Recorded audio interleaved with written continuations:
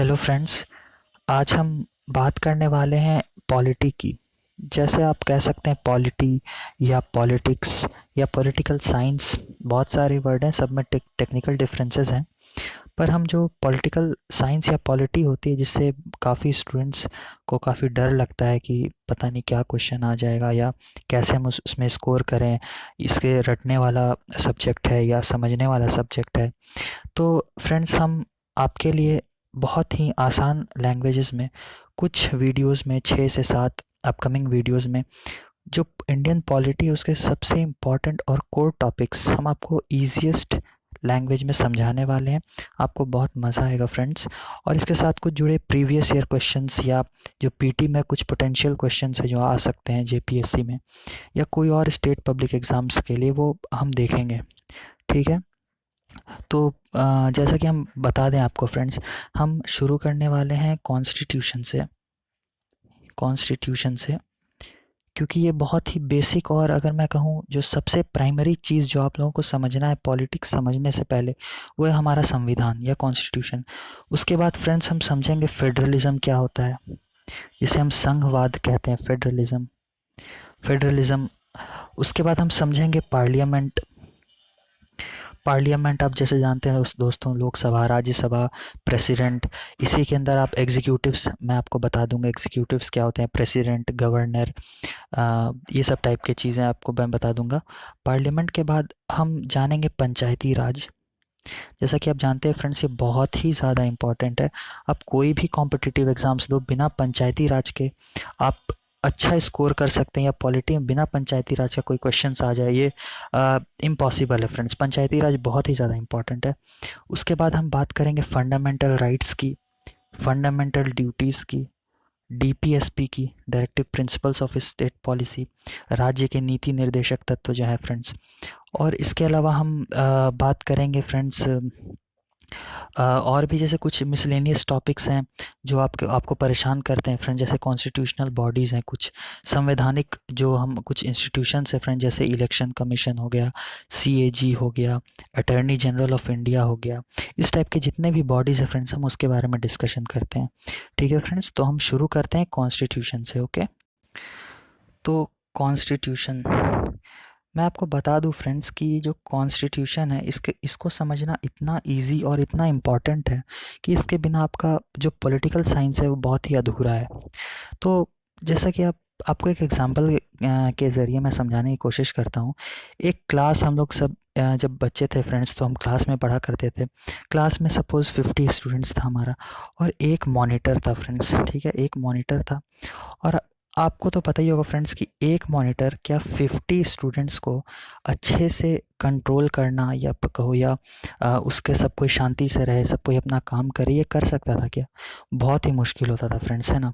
एक monitor 50 students को अगर कंट्रोल करने में इतना मुश्किल होता था फ्रेंड्स, तो आप समझिए हमारे पार्लियामेंट में मान लीजिए 300 या 545 जो एमपीज़ हैं फ्रेंड्स, वो 130 करोड़ जो हमारा पॉपुलेशन है फ्रेंड इंडिया का, उसको कैसे कंट्रोल, मॉनिटर, रेगुलेट कैसे करेगा फ्रेंड्स? सब अपने अपने मर्जी से काम करेंगे, क्या हो जाएगा? एनार्की हो जाएगा, लोग एक दूसरे के पीछे पड़ जाएंगे। जो इसे कौटिल्य अपने अर्थशास्त्र में कहा था, मत्स्य न्याय। जब एक बड़ी मछली छोटी मछली को खाने लगता है, जब एक पावरफुल इंसान निचले जो तबके के लोग हैं उनको उन पे डोमिनेट करने लगता है, जैसा कि हम ब्रिटिश राज में देखें, ज़मींदार जो है वो पूरा किसानों और पीजेंट्स को कितना अत्याचार उसके ऊपर करता था। तो आप जानते हैं फ्रेंड्स, ये बहुत ही मुश्किल है। तो हमें क्या चाहिए? एक रिटन कुछ रूल्स एंड रेगुलेशंस चाहिए फ्रेंड्स, जिसे 130 करोड़ जनता, चाहे वो प्राइम मिनिस्टर हो, चाहे वो एक कॉमन सिटीज़न हो, ठीक है, चाहे वो प्राइम मिनिस्टर को, चाहे वो एक कॉमन सिटीज़न हो, वो इस रूल के तहत बंधा हुआ है दोस्तों। ठीक है, यानी इसको वायलेट आप नहीं कर सकते किसी भी हाल में। अब जैसे आप कई लोग का ये डाउट हुआ कि एक होता है लॉ, एक होता है रूल्स, एक होता है अभी जो हम बता रहे हैं वो कॉन्स्टिट्यूशन। तो इन सब में क्या डिफरेंस है वो मैं सब आपको बताता हूँ, ठीक है। तो आप समझिए कॉन्स्टिट्यूशन क्या है। वो 130 करोड़ जनता को रेगुलेट करने के लिए जो मैकेनिज़्म है, जिस ज़रिए हम लोग उसे रेगुलेट कर सकते हैं कि हमारा लाइफस्टाइल कैसा रहे, हमारा इकोनॉमी कैसा रहे, हमारा पॉलिटिक्स कैसा रहे, हमारा सोसाइटी कैसा रहे, वो कॉन्स्टिट्यूशन बताता है, ठीक है। एक इम्पॉर्टेंट चीज़ मैं आपको बता दूँ फ्रेंड्स, ये आपको बहुत काम आने वाला है। एक शब्द हम लोग सीखते हैं आज की, कॉन्स्टिट्यूशनल सुप्रीमेसी। कॉन्स्टिट्यूशनल, ये पॉलिटिकल साइंस में एक इम्पॉर्टेंट आप कह सकते हैं कॉन्सेप्ट भी है। कॉन्स्टिट्यूशनल सुप्रीमेसी, संविधान की सर्वोच्चता, ठीक है, संविधान की सर्वोच्चता। सुप्रीम आप जानते हैं ना फ्रेंड्स क्या होता है। सुप्रीम मतलब इसके ऊपर कुछ नहीं है, ठीक है। इसके ऊपर कुछ नहीं है, उसके ऊपर सोसाइटी नहीं है, इसके ऊपर रिलीजन नहीं है, इसके ऊपर पॉलिटिक्स नहीं है, इसके ऊपर इकोनॉमी नहीं है, कुछ भी नहीं। तो कॉन्स्टिट्यूशन सुप्रीमेसी का मतलब मैं आपको एक अच्छे से एग्जांपल के जरिए मैं आपको भी समझाता हूँ। देखिए, जैसे कॉन्स्टिट्यूशन जब हम पढ़ते हैं तो कॉन्स्टिट्यूशन, हर देश का अपना एक कॉन्स्टिट्यूशन होता है, ठीक है। यानी कि नॉर्थ कोरिया हो या चाइना हो, उन देश का भी अपना कॉन्स्टिट्यूशन है। और एक साइड हम देखते हैं यूएसए और इंडिया जैसी कंट्रीज, ठीक है। तो इन सब देश में दोस्तों देखिए कॉन्स्टिट्यूशन तो है, चाइना में है, नॉर्थ कोरिया में है, पर क्या कॉन्स्टिट्यूशन के हिसाब से शासन होता है? तो जवाब है नहीं दोस्तों। यानी कि यहाँ पे कॉन्स्टिट्यूशन सुप्रीम नहीं है, यहाँ पे कौन सुप्रीम है? यहाँ पे एक पीपल या पर्सन, एक सिंगल पर्सन जो होता है दोस्त, सिंगल पर्सन यानी एक आदमी, रूल ऑफ मैन है दोस्तों, यानी एक आदमी का शासन है। ये जो बोल दिया वो लॉ बन गया, ये जो बोल दिया वो उसी हिसाब से देश चलेगा, ये जैसे बोल दिया वैसे ही हमारा इकोनॉमी चलेगा, इस टाइप से। तो ये आप जनरली आप देखते होंगे पुराने में राजा महाराजा के समय में दोस्तों, जो राजा कह दिया वो उसका पास पूरा judicial power, executive power, legislative power सब कुछ उस राजा के हाथ में होता था। तो यहाँ पे दोस्तों कॉन्स्टिट्यूशन तो है पर कॉन्स्टिट्यूशनल सुप्रीमेसी नहीं है दोस्तों, ठीक है। वही हम बात करें यूएसए में और इंडिया में, तो हमारे यहाँ कॉन्स्टिट्यूशन भी है और कॉन्स्टिट्यूशनल सुप्रीमेसी भी है। अब आप समझ गए होंगे दोस्तों सुप्रीमेसी ऑफ कॉन्स्टिट्यूशन क्या है। यानी कॉन्स्टिट्यूशन रहना अलग बात है, संविधान रहना अलग बात है, पर उस संविधान की सर्वोच्चता होना बिल्कुल अलग बात है दोस्तों। जैसे यूएसए और इंडिया में देखिए, वहाँ पे वहाँ यहाँ पे लोगों के पास लिबर्टी है, यहाँ पे जस्टिस है, यहाँ पे हर 5 साल में इलेक्शंस होते हैं, यहाँ पे हमारा एक इलेक्शन कमीशन है जो इलेक्शन को फ्री एंड फेयर रूप में कराता है, हमारे पास फंडामेंटल राइट्स हैं, हमारे पास इक्वालिटी है, डिस्ट्रीब्यूशन ऑफ वेल्थ होता है। तो हमारा सरकार जो है एक वेलफेयर सरकार है, लोगों की कल्याण करता है। जैसे आप एम्स देखें दोस्तों, आप आईआईटीज़ देखें, सब सरकारी है। मिड डे मील योजना आप देखें, पब्लिक डिस्ट्रीब्यूशन सिस्टम आप देखें, ये सब किस लिए? सिटीजन के लिए है दोस्तों, ठीक है। तो कॉन्स्टिट्यूशन है और कॉन्स्टिट्यूशनल सुप्रीमेसी भी है, यानी कॉन्स्टिट्यूशन सुप्रीमेसी। और अब आप समझ गए होंगे बिल्कुल अच्छे से फ्रेंड्स, ठीक है। अब हम आगे बढ़ते हैं। अब जब आप कॉन्स्टिट्यूशन सुप्रीमेसी आप समझ गए दोस्तों, तो आप ये मुझे बताइए क्या कि क्या रिलीजन बड़ा है या कॉन्स्टिट्यूशन? तो जवाब होगा कॉन्स्टिट्यूशन, ठीक है। ये सुप्रीम है कॉन्स्टिट्यूशन। दूसरा सवाल हम पूछें, प्राइम मिनिस्टर जो अभी हमारे नरेंद्र मोदी जी हैं, क्या ये बड़े हैं या कॉन्स्टिट्यूशन बड़ा है? जवाब होगा कॉन्स्टिट्यूशन। मैं आपसे जवाब पूछूं कि सुप्रीम कोर्ट के चीफ जस्टिस ऑफ इंडिया ज़्यादा बड़े हैं या कॉन्स्टिट्यूशन? जवाब होगा कॉन्स्टिट्यूशन। मैं आपसे पूछूं कि कोई कास्ट, कोई रिलीजन, कोई लैंग्वेज, ये ज़्यादा ज़रूरी है या कॉन्स्टिट्यूशन? तो जवाब होगा कॉन्स्टिट्यूशन। मैं आपसे पूछूं कि संसद या पार्लियामेंट ज़्यादा ज़रूरी है, स्टेट लेजिस्लेटिव असेंबली ज़्यादा ज़रूरी है या कॉन्स्टिट्यूशन? जवाब होगा कॉन्स्टिट्यूशन। तो ये होता है दोस्तों सुप्रीमेसी ऑफ कॉन्स्टिट्यूशन, ठीक है। आप ये सोच के देखिए कि रिलीजन जो हमारे लाइफ का एक इंटीग्रल पार्ट है वो भी कॉन्स्टिट्यूशन से बड़ा नहीं है दोस्तों, ठीक है। इसलिए तो हम क्या कहते हैं, हम एक सेक्युलर कंट्री हैं। सेक्युलर मतलब होता ही है जहाँ रिलीजन का डोमिनेंस ना हो। ऐसे तो हम समझते हैं सेक्युलर मतलब जहाँ हर रिलीजन को बराबर रिस्पेक्ट दिया जाता है, पर ये दोस्तों बहुत नैरो अंडरस्टैंडिंग है। मैं आपको सबके बारे में इन डेप्थ आपको मज़ा है वो बताऊंगा आगे आने वाले वीडियोस में।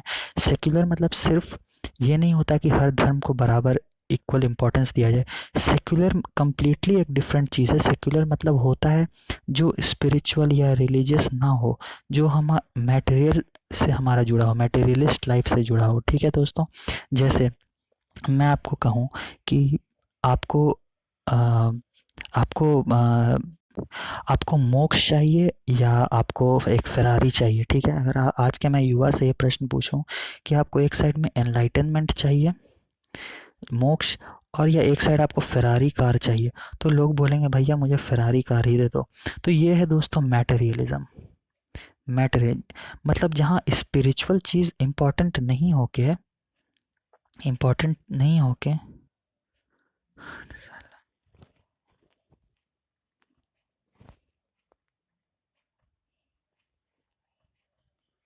स्पिरिचुअल चीज़ इंपॉर्टेंट नहीं हो के मटेरियल चीज़ें इंपॉर्टेंट हो गई। वैसे अगर मैं पूछूँ आपको रिलीजन ज़्यादा इंपॉर्टेंट है या इकोनॉमी ज़्यादा इंपॉर्टेंट है, सोसाइटी ज़्यादा इंपॉर्टेंट है, तो इंडिया के कॉन्टेक्स्ट में, सेक्युलरिज्म के कॉन्टेक्स्ट में इकोनॉमी और सोसाइटी ज़्यादा इंपॉर्टेंट है। यही होता है दोस्तों सेक्युलरिज्म। जो हम बात करते हैं, जैसे आप जानते होंगे DPSP, directive principles of state policy, ये क्या है? ये सोशियो इकोनॉमिक यानी सामाजिक एवं आर्थिक लोकतंत्र जो होता है दोस्तों, सामाजिक और आर्थिक लोकतंत्र का ये जो है ये डॉक्यूमेंट है जो हमारा कॉन्स्टिट्यूशन में है, ठीक है? ये कोई रिलीजन पाने का या ये कोई मोक्ष पाने का जो है ये डॉक्यूमेंट नहीं है। वैसे हम फंडामेंटल राइट्स को देखें तो ये इंडिविजुअल को राइट्स देता है, ठीक है? इंडिविजुअल जैसे हम और आप है, हमारा अगर कोई अधिकार का उल्लंघन होता है तो हम सुप्रीम कोर्ट जाते हैं, ठीक है? आप ऐसा कर सकते हैं क्या कि आप पुलिस स्टेशन कल को जाएं या सुप्रीम कोर्ट, हाई कोर्ट जाएं और कहें कि देखिए मुझे बजरंगबली से मिलना है पर वो मुझसे मुलाकात नहीं करें, क्या क्या राज्य या सरकार आपकी मदद करेंगे? तो वह नहीं। इसलिए फंडामेंटल राइट्स हो, डीपीएसपी हो, फंडामेंटल ड्यूटीज़ हो, चाहे कुछ भी आप कॉन्स्टिट्यूशन में देखें दोस्तों, वो हर चीज़ सेक्युलर है, ठीक है? वो मैटेरियलिस्ट नहीं है। उम्मीद है मैं आपको आपको समझ में आ गया होगा कि सेक्युलर का मतलब क्या है। अब कई लोग प्रियम्बल के बारे में सुने होंगे दोस्तों, ठीक है? कि प्रियम्बल कुछ होता है, प्रियम्बल। तो प्रियम्बल कुछ नहीं होता दोस्तों, ये जब जैसे पहले मैं आपको बता दूं कि प्रियम्बल बताने से पहले कि हमारे कॉन्स्टिट्यूशन में, ये पीटी के लिए बहुत इंपॉर्टेंट हो जाएगा दोस्तों, तो आप ये नोट भी कर लेना, है ना? तो कॉन्स्टिट्यूशन जब बना था तो उसमें जैसे हम एसपीटी सीएनटी एक्ट में पढ़ते हैं ना दोस्तों कि इतना एक्ट है, इतना शेड्यूल है, इतना पार्ट्स है, वैसे ही कॉन्स्टिट्यूशन में भी हमारा, जब हम आज़ाद हुए थे, जब हमारा कॉन्स्टिट्यूशन बना था, ठीक है, तो उस समय 395 आर्टिकल्स थे दोस्तों, ठीक है? अनुच्छेद 395 आर्टिकल्स थे, 22 पार्ट्स थे दोस्तों, यानी अध्याय, और 8 शेड्यूल थे यानी अनुसूची। तो ये आज़ादी के समय जब कॉन्स्टिट्यूशन बना तो 395 आर्टिकल्स, 22 पार्ट्स एंड 8 शेड्यूल्स थे। पर आज अगर आप देखें दोस्तों तो आज हमारे पास 470 आर्टिकल्स हैं, 25 पार्ट्स में जो डिवाइडेड हैं, और हमारे पास 12 शेड्यूल हैं। तो यह बिल्कुल अच्छे से याद कर लीजिए दोस्तों, बिल्कुल अच्छे से, ये कई सारे कॉम्पिटिटिव एग्जाम्स में पूछ भी चुका है। उसके बाद एक और जो क्वेश्चन इंपॉर्टेंट हो जाता है आपके जेपीएससी पीटी के लिए कि जो कॉन्स्टिट्यूशन है हमारा वो अडॉप्ट कब हुआ, वो लागू कब हुआ। देखिए दोस्तों, दो चीज़ें होती है। हम लोग एक रिपब्लिक डे मनाते हैं और एक इंडिपेंडेंस डे मनाते हैं, ठीक है? Independence day. तो जो रिपब्लिक डे दोस्तों वो हम मनाते हैं 15 ऑफ अगस्त। सॉरी दोस्तों, 15 ऑफ अगस्त नहीं, 26 ऑफ जनवरी। और हम लोग इंडिपेंडेंस डे मनाते हैं 15 ऑफ अगस्त, ठीक है? ये दोनों में डिफरेंस आप लोगों को पता ही होगा दोस्तों, अगर नहीं पता है तो घबराने की कोई बात नहीं है। देखिए, इंडिपेंडेंस डे जो है ना हमारा, जो 15 अगस्त 1947 में हमें इंडिपेंडेंस मिला, यानी हम जो ब्रिटिश शासन के अधीन थे उससे हमें आज़ादी मिली, ठीक है दोस्तों? ये 15 अगस्त 1947 था। पर जो हमारा रिपब्लिक डे है ना दोस्तों, रिपब्लिक डे जो हम 26 जनवरी को मनाते हैं, तो ये डेट है जब हमारा कॉन्स्टिट्यूशन इंडिया ने अडॉप्ट किया था, ठीक है? अडॉप्ट किया था यानी कि कॉन्स्टिट्यूशन लागू हुआ था देश में। ये पूछ सकता है कब लागू हुआ, तो याद रखिएगा 26 जनवरी 1950 को लागू हुआ था देश में कॉन्स्टिट्यूशन ऑफ इंडिया, ठीक है? यानी आज़ादी तो मिल गया था 47 में ही, पर कॉन्स्टिट्यूशन कब लागू हुआ दोस्तों? 3 साल बाद यानी 1950 में, ठीक है दोस्तों? अब एक और क्वेश्चन हम देख लेते हैं दोस्तों, जो हमारे पीटी के लिए इम्पोर्टेंट है कि हमारा जो कॉन्स्टिट्यूशन है, देखिए दोस्तों, कॉन्स्टिट्यूशन हमारा बहुत बड़ा डॉक्यूमेंट है, ठीक है? अब जैसे हम आपको बताएं कि आज के डेट में 470 आर्टिकल्स हैं, 25 पार्ट्स हैं और 12 शेड्यूल्स हैं। अब दोस्तों एक कई सारे स्कॉलर्स हैं, उसमें से एक है ग्रैनविल ऑस्टिन। तो ग्रैनविल ऑस्टिन ने एक बात कहा था दोस्तों कि हमारा जो इंडियन कॉन्स्टिट्यूशन है वो largest written constitution on the planet है। लार्जेस्ट रिटन कॉन्स्टिट्यूशन, आप शब्दों पे गौर करें दोस्तों, यानी इंडिया के कॉन्स्टिट्यूशन से बड़ा किसी भी देश का कॉन्स्टिट्यूशन नहीं है, ठीक है। तो इतना बड़ा कॉन्स्टिट्यूशन में क्या क्या है नहीं है वो सब हम आने वाले वीडियोस में देखेंगे।